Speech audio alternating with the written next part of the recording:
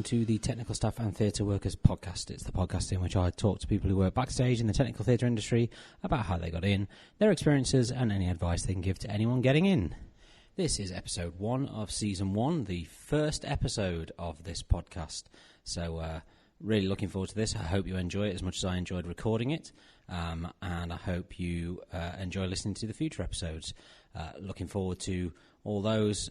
Really enjoyed doing that first one. So, without further ado, let's get on to our first guest. Hi, with my guest at this time. What is your name and what is your current job title? Hi, Bram. My name is Michael.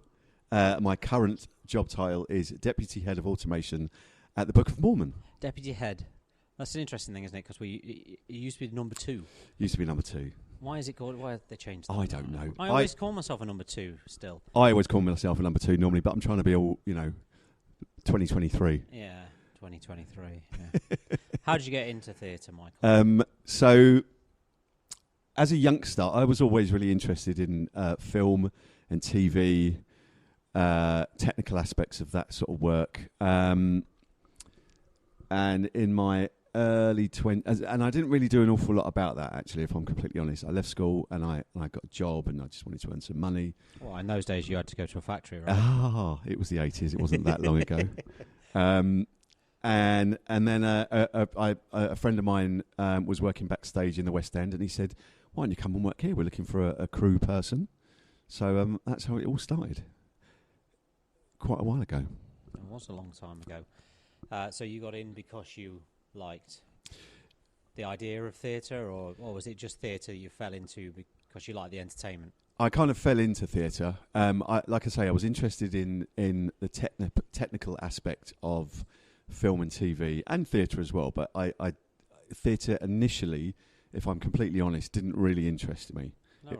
It was only when I started working in theatre that I saw what went on backstage, and that kind of spiked my interest. Yeah, that's good. Did you do any training in any way, or is it just school into mooching around then? School, not mooching around, school, work, and then learning on the job. Right, okay. That's what I would call that. School, chimney sweeping.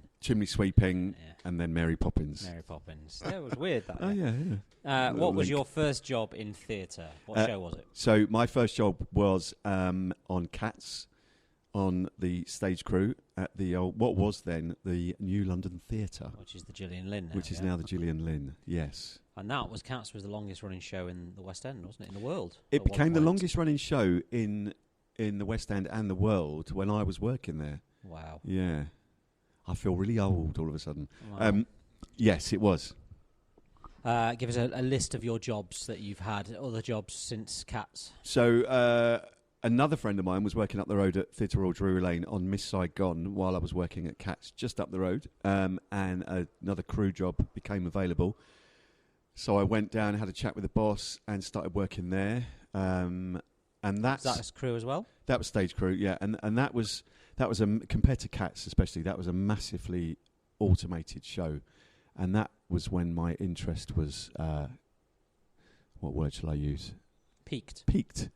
Within automation, and I can remember I used to kind of hassle the automation department about, how does that work? How's helicopter, all that kind of stuff. And then do you want a list of all the shows I worked on? Oh, you can have a list of some of them. You don't have to give them all, because there's probably a lot. Well, I stayed at Miss Saigon for about 3 years until it closed in October 99. And then I went over and did a new show that no one thought would run for more than a few months, called Mamma Mia. The Prince Edward. One. Yeah, you might have heard of it. I don't know. Then I went there, Electrics. So for quite a few years, I swung between stage crew and Electrics. I found Electrics a little bit more interesting. Which is lighting. Lighting, yes, sorry. Yeah, lighting department. So stage Electrics, which you work alongside the crew and you plug things up that need to be plugged up. Right. A bit more involved than that, but pyrotechnics and smoke effects and all that kind of stuff. You deal with all that. I wonder if the West End version of Mamma Mia could be technically called a touring version, because it's been in so many different venues in the West End. It has, yeah. And I think the touring version only does 4 venues a year, so...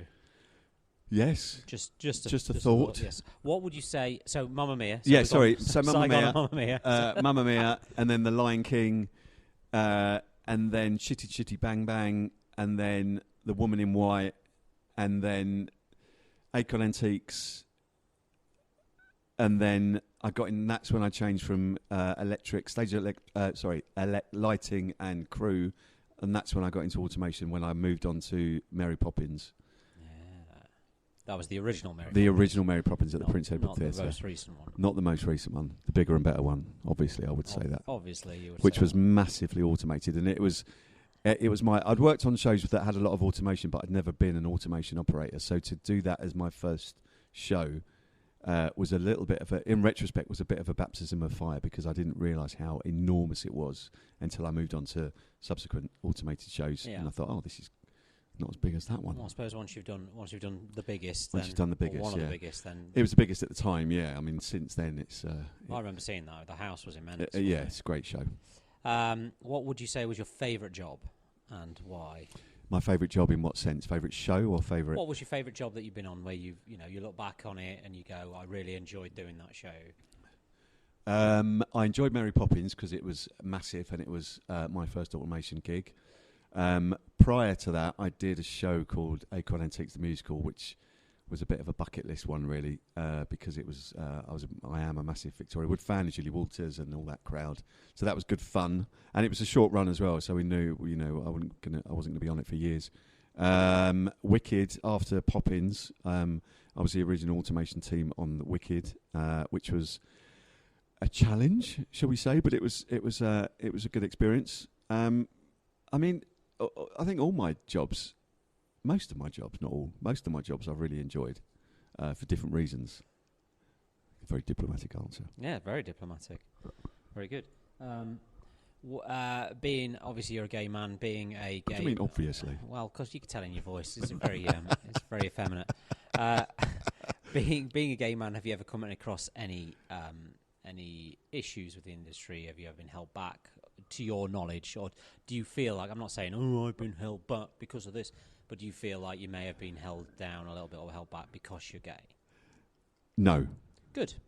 Excellent, that's good. Short answer. Yes, that's the better answer. Yes. I think I find that about this industry. I mean, the theatrical industry was very... how do I put this in a nice way? I might not even do it. I think the theatrical industry, and I can only speak for the West End because I haven't toured and I haven't worked overseas or abroad. Why did I say overseas? Anyway, I find that it is very open-minded, not just in terms of sexuality and gender and all that kind of stuff. It's just it's one of the things I like about working in theatre is it's full of a bunch of quite eclectic people that kind of.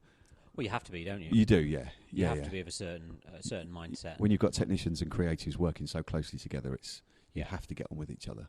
Because if you don't, it's not going to work. And I think it was created as an industry, being very open as an industry, wasn't it? I mean, you had the men dressing up as women and women dressing up as men in the 1700s. Yeah. It was a very eclectic industry to be part of. Absolutely. What would you say are the pros and cons of working within the industry? I suppose the cons are the hours that we work. I mean, we may start later in the day, but we work into the late evening, and we work at weekends, and that can be a bit, when you have family and friends that don't work in this industry, that can be a little bit of a challenge at times. The pros are the hours that we work. I mean, I quite like, not having to get up at the crack of dawn and commute with everybody else at 7:30 in the morning. Yeah. But also other pros, like I said earlier, working with different kinds of people, I find good fun. And you've got to enjoy the work that you do. You do, absolutely, this industry. You certainly do. What would you say is a common misconception of people who are trying to get into the industry? That you need lots of qualifications to get in. What are you looking at me like that for? Just an interesting answer. Okay. No, you're absolutely right. You know, I mean, it's a great thing nowadays. There seem to be a lot of people that go through college and universities, and they come into the industry. How do I say this really diplomatically? But they come into the industry thinking they know everything, and they have on paper qualifications. But until you work in the industry and you work alongside other people, you don't really know what it's like. I think the way I would sum it is that what people don't realise about this industry is that it's live. Yes. So you can have as many qualifications as you want, and it's good to get those qualifications. Absolutely. It's good to know basics. It's good to learn things like that. But it's live, so you have to understand how to put those things you've learned into a real-world situations. Yes. And you don't get rehearsals at it. Yes. And certainly not like the cast get rehearsals at it. It's live. Yes. So you need to know how to handle it if it doesn't work. Yes. And I wonder sometimes if those qualifications might go a little bit out the window when you are put in a really high-pressured situation where you've got to fix something or you've got to get yourself out of a situation that you found yourself in for whatever reason. Yeah. Until you do that, often you don't know how you're going to manage it when that situation arises. And it's also having the wherewithal to ask the questions. Yeah, absolutely. If you don't know. It's always good to say, I don't know. Yes. Best Always, 3 I don't words. know. Could you help me? Yes. Yeah. Because you never, it's a lot better to not know something and ask someone than to just go ahead and do it anyway and then them have to come and help you fix it. Yeah, absolutely. Absolutely. All day long. Good. If you were offered a job back in your younger days, if you were offered, when you were doing stage electrics, if you were offered the head of electrics before you thought you were ready, would you take that job and why? Would I have taken it then? Would you have taken it then? Yes. Yes. I probably would have done. Do you think that was, looking back in hindsight now, do you think that would have been a good idea? No. Good. I mean, I've looking back at my career, I've found myself in a job where I thought I'm a little bit out of my depth. But then I did learn quite quickly that it's all right to say, can you help me? I don't know. Yeah. Yeah. Yeah. Okay. What advice would you give to anybody trying to get into this industry? Oh dear. I don't know really. Just keep trying. Be open-minded. Don't be afraid to. Oh no, that's not really the answer that you want, is it? No, give me whatever answer you. Well, I was going to say just. Well, once you, I mean, this answer is a question. If you were to ask me how to get on in the industry once you do get into it. How do you get on in the industry once you get into it? Well, don't be afraid to say I don't know. Be as nice as you can.